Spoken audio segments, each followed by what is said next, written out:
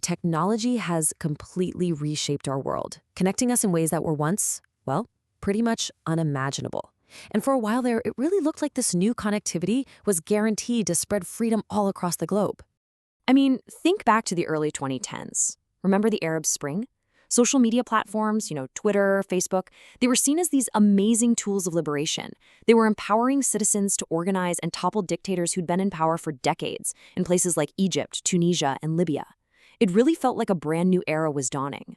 But that wave of optimism, it didn't last.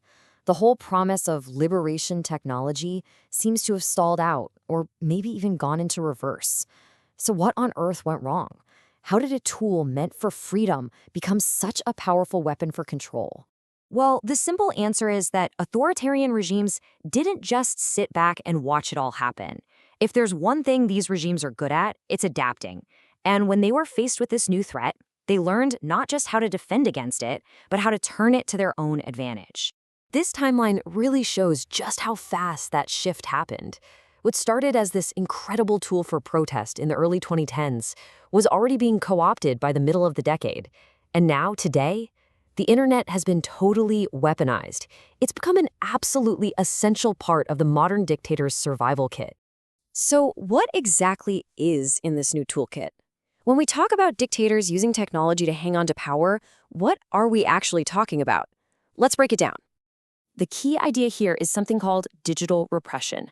And this isn't just some random online trolling. No, it's a very deliberate, very strategic use of technology, everything from social media to AI, with one crystal clear goal: maintain political control by crushing any and all dissent. This slide does a great job of showing the old way versus the new way. Think about the East German Stasi. That was a massive, incredibly expensive network of human spies. Digital repression, though, it's way cheaper. It's all tech-driven, and, most importantly, it's surgically precise. Regimes can now target specific people without all the collateral damage that often leads to a huge public backlash. And this is how they get that precision. I mean, AI can sift through more data in an hour than a team of humans could in a lifetime. That allows for incredible accuracy in sniffing out opponents. And here's the kicker. A regime doesn't even have to build this tech themselves. They can just buy it off the shelf from state-backed companies like Huawei or from private intelligence firms. Okay, so we know what the tools are, but how are they actually being used out there in the real world? What does this digital control really look like on the ground? You can really break this strategy down into 4 main steps. First, you've got to control the flow of information.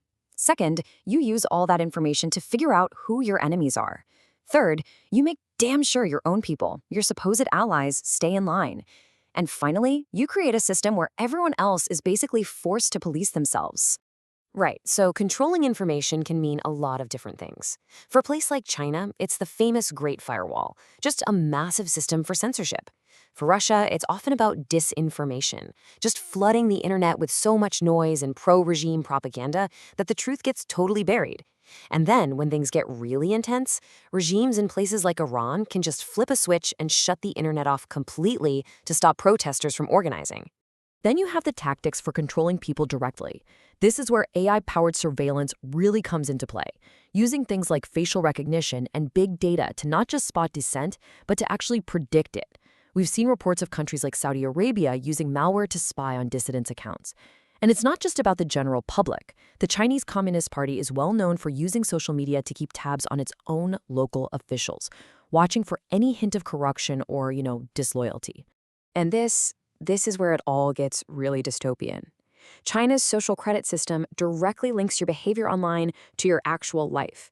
So if the government decides you're untrustworthy because of something you posted, you could literally be blocked from renting an apartment, from buying a train ticket, from getting basic services.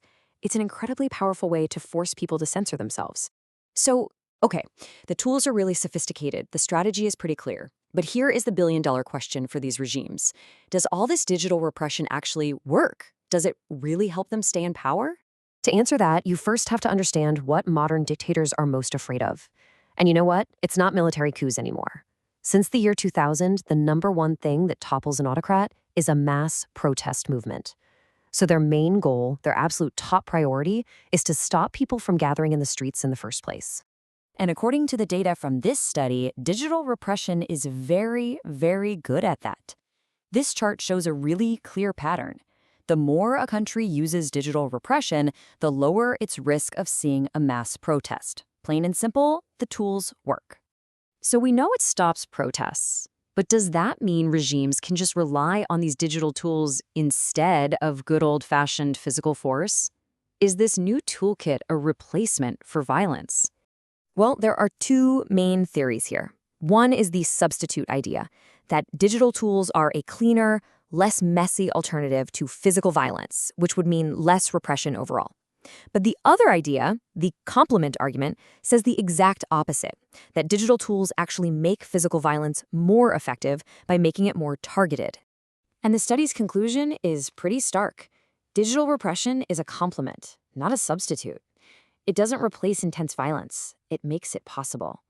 All that digital surveillance allows regimes to pinpoint exactly who to arrest, who to torture, or who to imprison.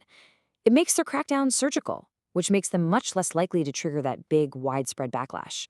So when you put all of this together, the picture that starts to form is, well, it's pretty bleak. The very technologies that we all hoped would bring liberation are now being used to create dictatorships that are more resilient, more efficient, and more durable than ever before.